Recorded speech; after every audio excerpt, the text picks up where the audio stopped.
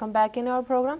ਹਾਂ ਡਾਕਟਰ ਸਾਹਿਬ, ਸਾਡੇ ਕੋਲ ਕੁਝ ਮੈਸੇਜ ਆਏ ਹਨ ਪੰਜਾਬ ਸਪੈਕਟਰਮ ਵੈਬਸਾਈਟ ਤੋਂ ਜੀ। ਇਹ ਮੈਸੇਜ ਪ੍ਰੋਗਰਾਮ ਸੱਚੋ ਸੱਚ ਦੀਆਂ ਵੀਡੀਓਜ਼ ਅਤੇ ਹਫਤਾਵਾਰੀ ਲੇਖਾਂ ਸੰਬੰਧੀ ਹਨ ਜੋ ਕਿ ਅਸੀਂ ਆਪਣੇ ਦਰਸ਼ਕਾਂ ਨਾਲ ਸਾਂਝੇ ਕਰਨ ਜਾ ਰਹੇ ਹਾਂ। ਸਾਡੇ ਪਹਿਲੇ ਮੈਸੇਜ ਵਿੱਚ ਦਲ ਖਾਲਸਾ ਦੇ ਸਰਪ੍ਰਸਤ ਸਰਦਾਰ ਗਜਿੰਦਰ ਸਿੰਘ ਜੀ ਲਿਖਦੇ ਹਨ, ਤੁਹਾਡਾ ਲੇਖ ਬਹੁਤ ਅੱਛਾ ਲੱਗਾ, ਆਪਣੇ ਗਵਾਚੇ ਰਾਜ ਭਾਗ ਦੀ ਯਾਦ ਤਾਜ਼ਾ ਕਰਵਾਉਣ ਵਾਲਾ। हाँ जी डॉक्टर साहब, अगू पढ़ांगे। देखो भाई गजिंदर सिंह जी साडे लई एक रोल मॉडल सिंह ने जी, जिन्हां ने पंथ नूं आज़ादी दा कॉन्सैप्ट जिहड़ा है वो बहुत पहला समझिया भी और उस दे लई अपनी जवानी अपना जीवन जिहड़ा है इस पासे लाया जी। और उन्हां वल्लों कोई भी कंप्लीमेंट जिहड़ा है ये मेरे लिए एक ट्रॉफी वांग सी। मैं जदों इस नूं देखिया मैनूं बहुत चंगा लग्या जी कि वीर ने ਜਿਹੜਾ ਸਾਨੂੰ ਕੰਪਲੀਮੈਂਟ ਕੀਤਾ ਤੇ ਅਸੀਂ ਵੀ ਗੁਰੂ ਅੱਗੇ ਅਰਦਾਸ ਕਰਦੇ ਹਾਂ ਕਿ ਜਿੱਥੇ ਵੀ ਉਹਨੇ ਚੜ੍ਹਦੀ ਕਲਾ 'ਚ ਹੋਣ ਔਰ ਇਵੇਂ ਹੀ ਆਪਣੀ ਦ੍ਰਿੜਤਾ ਦੇ ਨਾਲ ਔਰ ਆਪਣੀ ਕਲਮ ਦੇ ਨਾਲ ਜਿਹੜੀ ਕਿ ਗੁਰੂ ਨੇ ਉਹਨਾਂ ਨੂੰ ਵਿਸ਼ੇਸ਼ ਤੌਰ ਤੇ ਬਖਸ਼ੀ ਹੈ ਜੀ ਪੰਥ ਦੇ ਰਾਜ ਭਾਗ ਦੇ ਲਈ। ਔਰ ਉਹ ਜਿਹੜੇ ਸਾਡੀ ਗਵਾਚੀ ਬਾਦਸ਼ਾਹਤ ਹੈ ਜੀ, ਜਿਹਦੇ ਲਈ ਅਸੀਂ ਸਾਰੇ ਘਰੋਂ ਬੇਘਰ ਬੇਦਰ ਹੈ ਜੀ ਜੀ, ਤੇ ਉਹ ਦਰ ਘਰ ਜਿਹੜਾ ਹੈ ਗੁਰੂ ਪੰਥ ਨੂੰ ਬਖਸ਼ੇ, ਉਸ ਦੇ ਲਈ ਅਸੀਂ ਦ੍ਰਿੜਤਾ ਦੇ ਨਾਲ ਲੱਗੇ ਰਹੀਏ ਜੀ। ਬਾਕੀ ਸਤਿਗੁਰੂ ਆਪ ਹੀ ਬਖਸ਼ਿਸ਼ ਕਰਨਗੇ, ਕੌਮ ਨੂੰ ਉਹਨਾਂ ਨੇ ਬੇਘਰੇ ਨਹੀਂ ਰਹਿਣ ਦੇਣਾ ਜੀ ਜੀ। ਮੈਂ ਬਹੁਤ ਧੰਨਵਾਦ ਕਰਦਾ ਵੀਰ ਗਜਿੰਦਰ ਸਿੰਘ ਜੀ ਦਾ। ਸਰਦਾਰ ਅਕਾਲਦੇਵ ਸਿੰਘ ਲਿਖਦੇ ਹਨ, ਰਣਜੀਤ ਸਿੰਘ ਦਾ ਰਾਜ ਤਾਜ ਤੇ ਹੌਸਲਾ ਸਿੱਖਾਂ ਨੂੰ ਥਾਂ ਥਾਂ ਇੱਕ ਕਿਲੇ ਨਾਲ ਬੰਨਿਆ, ਇਹ ਕਹਿ ਸਕਦੇ ਹਾਂ ਜਿਸ ਦਾ ਕਿਲਾ ਭਾਰੀ ਉਸ ਦੀ ਸਭ ਤੇ ਸਰਦਾਰੀ। ਹਾਂ ਡਾਕਟਰ ਸਾਹਿਬ ਦੇਖੋ ਪੰਜਾਬੀ ਦੀ ਬਹੁਤ ਸੋਹਣੀ ਐਕਸਪ੍ਰੈਸ਼ਨ ਹੈ ਜੀ ਜੀ, ਜਿਹਦਾ ਕਿਲਾ ਭਾਰੀ ਉਹਦੀ ਸਭ ਤੇ ਸਰਦਾਰੀ ਜੀ। ਤੇ ਨਾਲ ਇਹ ਵੀ ਪੰਜਾਬ 'ਚ ਕਹਿੰਦੇ ਜਿਹਦੀ ਕੋਠੀ ਵਿੱਚ ਦਾਣੇ ਉਹਦੇ ਕਮਲੇ ਵੀ ਸਿਆਣੇ ਜੀ ਜੀ। ਸੋ ਕਿਲਾ ਤੁਹਾਡਾ ਭਾਰੀ ਹੈ ਤੇ ਸਰਦਾਰੀ ਹੈ, ਤੇ ਸਰਦਾਰੀ ਦੇ ਨਾਲ ਫਿਰ ਦਾਣੇ ਵੀ ਨੇ, ਕੋਠੇ 'ਚ ਦਾਣੇ ਵੀ ਹੋਣਗੇ ਜੀ। ਔਰ ਇਹ ਬੇਸ਼ੱਕ ਕਿਉਂਕਿ ਪੰਜਾਬ ਦਾ ਸੱਭਿਆਚਾਰ 5-6 ਹਜ਼ਾਰ ਸਾਲ ਪੁਰਾਣਾ ਹੈ, ਉਹਨੂੰ ਕਦੇ ਪੰਜਾਬੀ ਨੂੰ ਕੋਈ ਰਾਇਲ ਲੈਂਗੁਏਜ ਨਹੀਂ ਮੰਨਿਆ ਗਿਆ, ਕਦੇ ਰਾਜ ਭਾਸ਼ਾ ਨਹੀਂ ਬਣੀ ਆ। ਹੁਣ ਪੰਜਾਬ ਦੇ ਵਿੱਚ ਪੂਰਬੀ ਪੰਜਾਬ 'ਚ ਜ਼ਰੂਰ ਜਿਹੜਾ ਹੈ ਪੰਜਾਬੀ ਸੂਬਾ ਜ਼ਬਾਨ ਦੇ ਆਧਾਰ 'ਤੇ ਬਣਿਆ, ਪਰ ਉੱਥੇ ਅੱਜ ਵੀ ਇੰਗਲਿਸ਼ ਔਰ ਹਿੰਦੀ ਚੱਲਦੀ ਹੈ। ਅਤੇ ਜਿੰਨੀਆਂ ਰਿਚ ਐਕਸਪ੍ਰੈਸ਼ਨਸ, ਜਿੰਨੇ ਜਿਹੜੇ ਨੇ ਭਾਵਾਂ ਨਾਲ ਭਰੇ ਹੋਏ ਅਖਾਣ ਮੁਹਾਵਰੇ ਜੀ ਪੰਜਾਬੀ ਜ਼ਬਾਨ ਦੇ ਵਿੱਚ ਨੇ, ਮੇਰਾ ਨਹੀਂ ਖਿਆਲ ਦੁਨੀਆ ਦੀ ਕੋਈ ਜ਼ਬਾਨ ਉਹਦਾ ਮੁਕਾਬਲਾ ਕਰ ਸਕਦੀ ਹੈ ਜੀ। ਔਰ ਉਹਦੇ 'ਚ ਇਹ ਗੱਲ ਬਿਲਕੁਲ ਠੀਕ ਹੈ ਕਿ ਜੇ ਤੁਹਾਡਾ ਕਿਲਾ ਤਗੜਾ ਹੈ ਜੀ ਜੀ ਤੇ ਫਿਰ ਤੁਹਾਡੀ ਹੋਂਦ ਹੈ। ਔਰ ਇਹ ਉਸ ਖਿੱਤੇ 'ਚ ਹੈ ਜਿੱਥੇ ਜਿਹੜਾ ਆਉਂਦਾ ਸੀ ਉੱਥੋਂ ਦਰਿਆ ਖੈਬਰ ਤੋਂ ਲੰਘਦਾ ਸੀ, ਜਿਹਦੇ ਕੋਲ ਤਾਕਤ ਹੈ।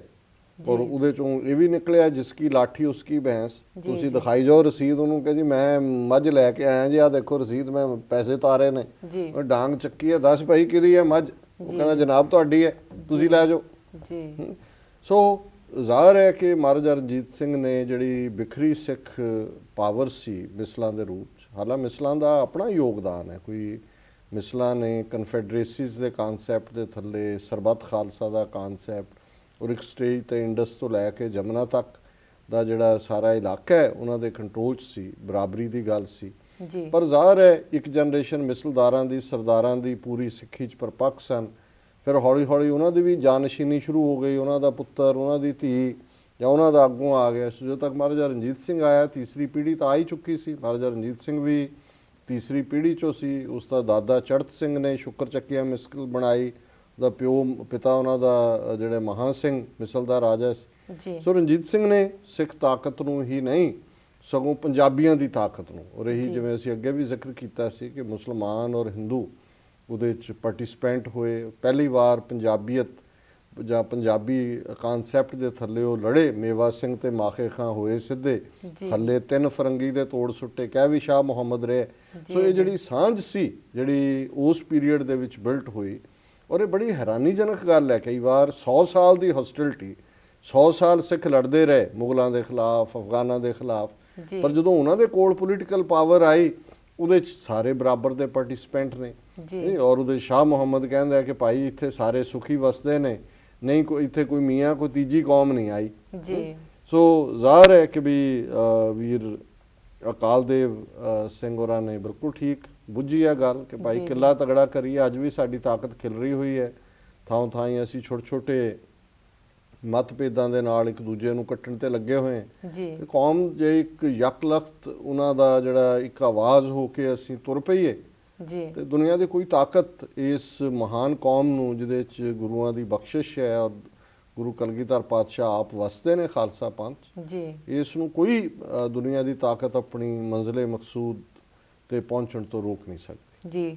ਸਰਦਾਰ ਗੁਰਦੀਪ ਸਿੰਘ ਰੰਧਾਵਾ ਜੀ ਲਿਖਦੇ ਹਨ, ਸਿੱਖ ਰਾਜ ਤੋਂ ਪਹਿਲਾਂ ਸਾਰੀ ਕੌਮ ਮਿਸਲਾਂ ਵਿੱਚ ਵੰਡੀ ਹੋਈ ਸੀ।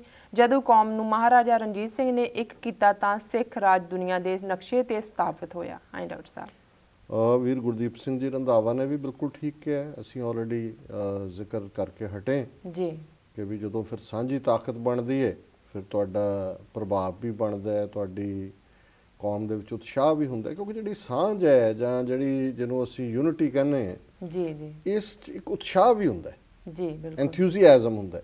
ਔਰ ਜਿਹੜੀ ਕ੍ਰੀਏਸ਼ਨ ਹੈ ਉਹ ਇੰਡੀਵਿਜੂਅਲ ਜ਼ਿੰਦਗੀ 'ਚ ਹੋਏ। ਜਿਹੜੇ ਲੋਕ ਉਹੀ ਸਾਰਾ ਦਿਨ ਮੁਰਦੇ ਹਾਣ ਜੇ ਰਹਿੰਦੇ ਨੇ ਕਿ ਡਿਪਰੈਸ਼ਨ ਹੋ ਗਈ ਜੀ, ਕੋਈ ਫਲਾਣਾ ਹੋ ਗਿਆ, ਉਹ ਕੋਈ ਕ੍ਰੀਏਟਿਵ ਨਹੀਂ ਹੁੰਦੇ। ਤੇ ਜਿਹੜੇ ਚਾਅ ਨਾਲ ਭਰੇ ਹੁੰਦੇ ਨੇ, ਭਖਦਾ ਜੀਵਨ ਉਤਸ਼ਾਹ ਹੁੰਦਾ ਹੈ, ਉਹਨਾਂ ਦੀ ਹਰ ਗੱਲ ਦੇ ਵਿੱਚ ਉਤਸ਼ਾਹ ਹੁੰਦਾ ਹੈ, ਉਹ 36 ਕੰਮ ਕਰਕੇ ਮੁੜਦੇ ਨੇ।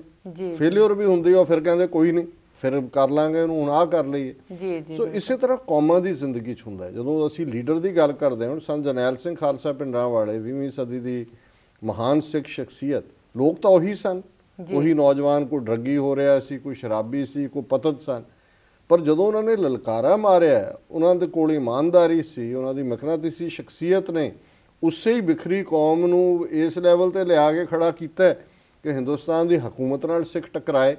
ਇੰਦਰਾ ਗਾਂਧੀ ਨੂੰ ਵੀ ਸਬਕ ਸਿਖਾਇਆ, ਵੀ ਦੱਸਿਆ ਕਿ ਵੀ ਇਹ ਗੱਲ ਨਹੀਂ ਹੈ, ਸਿੱਖ ਵਾਕ ਓਵਰ ਨਹੀਂ ਨੇ। ਨਹੀਂ ਤਾਂ ਉਹ ਸਮਝਦੇ ਸੀ ਵੀ ਇਹ ਬਣਾ ਦਿੱਤੇ ਨੇ, ਸ਼ਰਾਬੀ ਕਬਾਬੀ ਬਣਾ ਦਿੱਤੇ ਹੈ, ਇਹ ਆਪੇ ਹੀ ਮਰਜ ਹੋ ਜਾਣੇ ਨੇ ਹਿੰਦੂਆਂ 'ਚ ਜੀ। ਸੋ ਜ਼ਾਹਰ ਹੈ ਵੀ ਤਾਕਤ ਜਿਹੜੀ ਹੈ, ਉਤਸ਼ਾਹ, ਤਾਕਤ, ਇਹ ਬਹੁਤ ਜ਼ਰੂਰੀ ਨੇ ਗੱਲਾਂ ਕਿਸੇ ਵੀ ਕੌਮ ਦੀ ਪ੍ਰਾਪਤੀ ਦੇ ਲਈ। ਜੀ, ਸਾਡਾ ਮੈਸੇਜ ਟੋਰਾਂਟੋ ਕੈਨੇਡਾ ਤੋਂ ਸਰਦਾਰ ਹਰੀ ਸਿੰਘ ਭਨੋਟ ਜੀ ਦਾ ਹੈ। ਇਹਨਾਂ ਨੂੰ ਪ੍ਰੋਗਰਾਮ ਸੱਚੋ ਸੱਚ ਬੜਾ ਪਸੰਦ ਹੈ ਅਤੇ ਇਹਨਾਂ ਨੇ TV 84 ਨੂੰ ਸ਼ੁਭਕਾਮਨਾਵਾਂ ਦਿੱਤੀਆਂ ਹਨ। ਇਹਨਾਂ ਦਾ ਸਵਾਲ ਹੈ, ਸਿੱਖ ਕੌਮ ਜੂਨ 84 ਅਤੇ ਨਵੰਬਰ 84 ਦੇ ਘੱਲੂਕਾਰਿਆਂ ਦੇ ਬਾਵਜੂਦ ਹਿੰਦੂ ਮਾਨਸਿਕਤਾ ਨੂੰ ਸਮਝਣ ਤੋਂ ਕਿਉਂ ਅਸਮਰਥ ਹੈ ਅਤੇ ਅਜੇ ਵੀ ਇਹਨਾਂ ਤੋਂ ਇਨਸਾਫ ਦੀ ਆਸ ਕਿਉਂ ਰੱਖਦੀ ਹੈ? ਹਾਂ ਡਾਕਟਰ ਸਾਹਿਬ। ਦੇਖੋ, ਇੱਕ ਸਰ ਕਪੂਰ ਸਿੰਘ ਉਹਨਾਂ ਨੇ ਸਾਚੀ ਸਾਖੀ ਦੇ ਵਿੱਚ ਇੱਕ ਡਾਇਲੌਗ ਲਿਖਿਆ ਜੀ ਕਿ ਉਹ ਟਰੈਵਲ ਕਰ ਰਹੇ ਸੀ ਲੰਡਨ, ਕਿਉਂਕਿ ਪੜ੍ਹੇ ਨੇ ਉੱਥੋਂ ਦੀ ਯੂਨੀਵਰਸਿਟੀ ਦੇ ਵਿੱਚ ਜੀ, ਤੇ ਮੁਹੰਮਦ ਅਲੀ ਜਿਨ੍ਹਾਂ ਜਿਨ੍ਹਾਂ ਨੂੰ ਸਤਿਕਾਰ ਨਾਲ ਕਾਇਦੇ ਆਜ਼ਮ ਕਿਹਾ ਜਾਂਦਾ ਹੈ, ਉਹ ਵੀ ਜਾ ਰਹੇ ਸੀ ਲੰਡਨ ਜੀ, ਤੇ ਜਹਾਜ਼ ਉਹਨਾਂ ਦੇ ਜ਼ਮਾਨੇ ਸਮੁੰਦਰੀ ਜਹਾਜ਼ ਹੀ ਹੁੰਦੇ ਸੀ ਜੀ ਜੀ। ਸੋ ਉਹਨਾਂ ਦੇ ਨਾਲ ਗੱਲਬਾਤ ਸ਼ੁਰੂ ਹੋਈ। ਇਹ ਸਟੂਡੈਂਟ ਸੀ, ਉਹਨਾਂ ਨੇ ਸਿੱਖ ਦੇਖ ਕੇ ਬੜੇ ਪਿਆਰ ਨਾਲ ਕੋਲ ਬਿਠਾਇਆ ਔਰ ਗੱਲਬਾਤ ਪੁੱਛੀ, ਔਰ ਉਹਨਾਂ ਨੇ ਇਹ ਗੱਲ ਪੁੱਛੀ ਕਿ ਵੀ ਸਿੱਖਾਂ ਦਾ ਸੱਜਾ ਹੱਥ ਇਸਲਾਮ ਨੇ ਫੜਿਆ ਹੋਇਆ ਜੀ, ਪਰ ਸਿੱਖ ਮੂੰਹ ਜਿਹੜਾ ਉਹ ਹਿੰਦੂਆਂ ਵੱਲ ਰੱਖਦੇ ਨੇ ਜੀ, ਇਹਦਾ ਕੀ ਕਾਰਨ ਹੈ ਜੀ?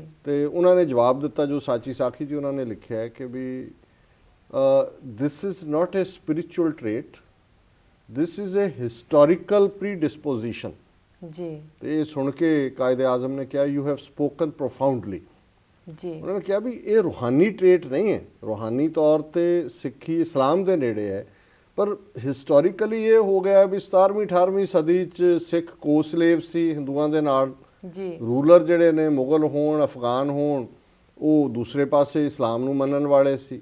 ਸੋ ਨਤੀਜੇ ਦੇ ਤੌਰ ਤੇ ਜਦੋਂ ਤੁਹਾਡੀ ਟੱਕਰ ਤਾਂ ਸਟੇਟ ਨਾਲ ਸੀ, ਇਸਲਾਮ ਨਾਲ ਤਾਂ ਨਹੀਂ ਸੀ, ਪਰ ਕਈ ਵਾਰ ਇਹ ਦੋ ਚੀਜ਼ਾਂ ਰਲਗੜ ਹੋ ਜਾਂਦੀਆਂ ਨੇ। ਨਤੀਜੇ ਦੇ ਤੌਰ ਤੇ ਇੱਕ ਪਾਸੇ ਸਾਡਾ ਟਰਸਟ ਬਣਿਆ ਰਿਹਾ, ਹਿੰਦੂਆਂ ਤੇ ਇਤਬਾਰ ਕੀਤਾ, ਇਧਰੋਂ ਥੋੜਾ ਬਹੁਤ ਡਿਸਟਰਸਟ ਸੀ ਪੋਲੀਟੀਕਲੀ, ਭਾਵੇਂ ਭਾਈਚਾਰਕ ਸਾਂਝਾ ਔਰ ਦੂਸਰੀਆਂ ਚੀਜ਼ਾਂ ਚੱਲ ਰਹੀਆਂ ਸੀ। 47 ਦਾ ਉਹ ਪਾਗਲਪਨ ਦਾ ਦੌਰ ਸੀ ਜਿੱਥੇ ਕਿ ਹਿੰਦੂ ਮੈਜੋਰਿਟੀ ਨੇ ਉਸ ਡਿਸਟਰਸਟ ਨੂੰ ਇਸਤੇਮਾਲ ਕੀਤਾ ਇਹਦੇ 'ਚ ਕੋਈ ਸ਼ੱਕ ਨਹੀਂ ਹੈ। ਜਿਵੇਂ ਵੀਰ ਭਨੋਟ ਜੀ ਨੇ ਕਿਹਾ ਕਿ ਵੀ ਘੱਲੂਘਾਰੇ ਵਾਪਰੇ ਨੇ ਜੂਨ 84, ਨਵੰਬਰ 84, ਨਸਲਕੁਸ਼ੀ ਜੀ ਜੀ, ਕਾਫੀ ਵੱਡਾ ਹਿੱਸਾ ਨਿਕਲ ਆਇਆ ਉਸ ਟਰਸਟ ਵਾਲੇ ਖਾਤੇ 'ਚੋਂ ਜੀ, ਔਰ ਉਹਨਾਂ ਨੇ ਰਾਦਰ ਇਹਨਾਂ ਨੂੰ ਉਵੇਂ ਹੀ ਦੇਖਣਾ ਸ਼ੁਰੂ ਕੀਤਾ ਜਿਹੜੀ ਇਹਨਾਂ ਦੀ ਅਸਲੀ ਔਕਾਤ ਹੈ।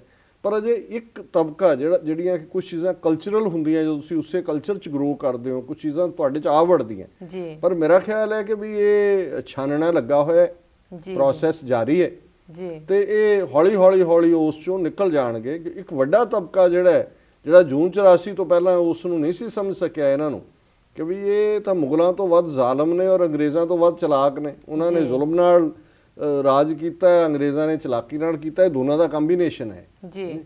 ਸੋ ਮੇਰਾ ਖਿਆਲ ਹੈ ਕਿ ਵੀ ਇਹ ਉਹੀ ਕਲਚਰਲ ਟ੍ਰੇਟ ਨੇ ਜਿਹੜੇ ਨਿਕਲ ਰਹੇ ਨੇ। ਜੀ ਡਾਕਟਰ ਸਾਹਿਬ, ਤੁਹਾਡਾ ਬਹੁਤ ਬਹੁਤ ਧੰਨਵਾਦ। ਤੁਸੀਂ ਸਾਡੇ ਦਰਸ਼ਕਾਂ ਵੱਲੋਂ ਆਈਆਂ ਈਮੇਲਸ ਤੇ ਮੈਸੇਜ ਉੱਪਰ ਆਪਣੇ ਵਿਚਾਰਾਂ ਦੀ ਰੋਸ਼ਨੀ ਪਾਈ। ਤੇ ਹੁਣ ਅਸੀਂ ਬ੍ਰੇਕ ਤੇ ਚੱਲਦੇ ਹਾਂ ਤੇ ਬਾਅਦ ਵਿੱਚ ਅਸੀਂ ਆਪਣੇ ਸਵਾਲ ਜਵਾਬ ਦਾ ਸੈਸ਼ਨ ਸ਼ੁਰੂ ਕਰਦੇ ਹਾਂ। ਵੀਅਰਸ, ਤੁਸੀਂ ਸਾਡੇ ਨਾਲ ਇਸ ਤਰ੍ਹਾਂ ਹੀ ਜੁੜੇ ਰਹੋ। ਮਿਲਦੇ ਹਾਂ ਆਫਟਰ ਦਿਸ ਸ਼ਾਰਟ ਬ੍ਰੇਕ।